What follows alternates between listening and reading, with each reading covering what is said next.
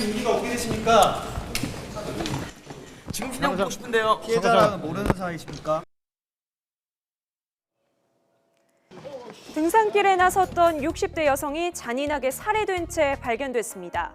자수한 용의자는 일면식도 없는 사람이었는데요. 지난 휴일 발생한 수락산 살인 사건, 이런 일이 처음이 아닌 것 같다는 생각에 더 무서워집니다.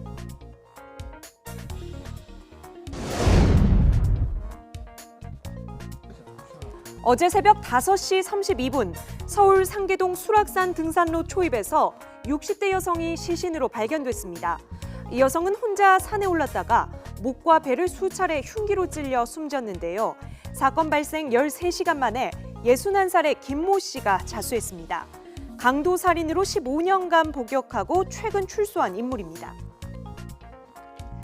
등산에 나선 주부가 잔혹하게 살해된 사건, 이번이 처음이 아니죠. 지난해 10월 경남 창원에서 일어난 무악산 살인 사건 기억하실 겁니다. 역시 홀로 산에 오른 50대 여성이 목절려 숨진 채 발견됐습니다.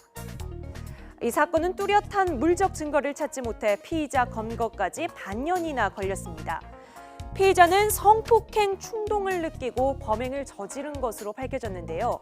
자칫 미궁 속으로 빠질 뻔했던 무악산 살인 사건은 피해 여성 장갑에 묻어있던 피의자의 유전자가 사건 해결의 실마리가 됐습니다.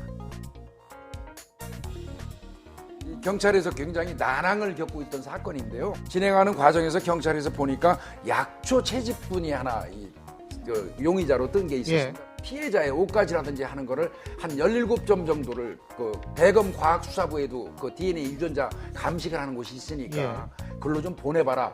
그래서 보냈더니 거기에서 장갑에서 피의자의 DNA가 나온 겁니다. 앞서 언급한 수락산 살인 사건과 무악산 살인 사건 이외에도 여성 등산객을 노린 범죄는 더 있었습니다. 지난 2012년에 발생했던 제주 올레길 살인 사건도 여성 등산객을 노린 사건이었죠. 이후로 홀로 올레길을 걷는 여성 탐방객들이 두려움에 떨어야 했습니다.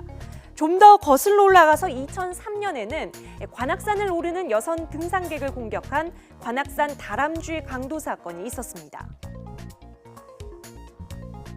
이번에도 또 묻지마 범죄의 피해자가 여성이라는 점에서 또 여성 입장에서 잠재적 피해자가 된 기분이 들어서 굉장히 충격적이고요. 이번 사건 같은 경우에는 전날에 이제 산에 올라가서 내려오는 처음 마주친 사람이 여성이었는데 그 여성을 살인을 한 겁니다. 근데 여기서 문제되는 거는 이 여성이 만약에 방어 능력이 있는 남성이었다면 이 사람이 똑같이 범행을 했을까? 그렇죠. 이런 의문이 있기 때문에.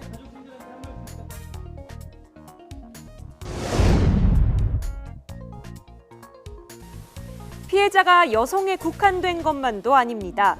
남성 등산객의 피해 사례도 증가 추세로 나타나고 있습니다. 지난 4월에는 광주 어등산 인근에서 예비군복 차림의 40대 남성이 갑자기 흉기를 휘둘러 60대 남성이 숨지는 사건이 있었습니다. 가해자는 뜬금없이 스마트폰을 보고 있던 60대 남성에게 다가가 경찰에 신고하는 것이냐고 묻고는 흉기로 목과 가슴, 등 등을 여러 차례 찔렀습니다. 앞서 지난해 2월에는 경기도에서 한 남성이 우연히 마주한 등산객들에게 둔기를 휘둘러 70대 남성이 숨지는 일도 있었습니다. 남성의 경우 주로 나이 지극한 이 노인들이 범죄의 표적이 되는 것으로 나타났는데요. 그러니까 등산로 강력범죄의 주요 표적은 노약자인 겁니다. 등산은 가능하면 낮에 동료와 함께하는 것이 더 안전하겠습니다. 주간이나 야간이나 혼자서 등산하시는 걸 절대 하지 말아야 됩니다. 혼자 만약에 아닌 다른 일행이 있었다라고 하면 절대 이런 피해를 당하지 않을 가능성이 높습니다. 하기 때문에 야간이나 새벽이나 아니면 주간이라고 하더라도 가급적이면 혼자 등산을 안 하시는 게 가장 그 피해를 방지하는 첩경이 되겠습니다.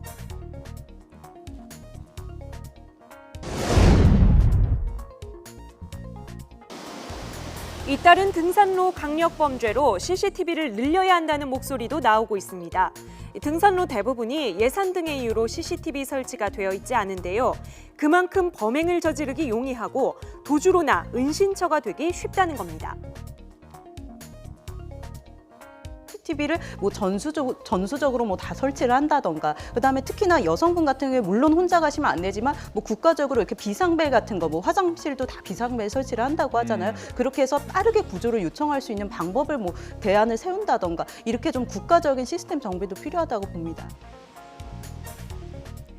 건강을 지키기 위해 찾는 등산로가 범죄의 사각지대가 되어버렸습니다. 그야말로 등산도 무서운 세상이 된 건데요. 현실적인 안전장치가 마련되기 전까지 나홀로 등산객들은 특히 주의하셔야겠습니다.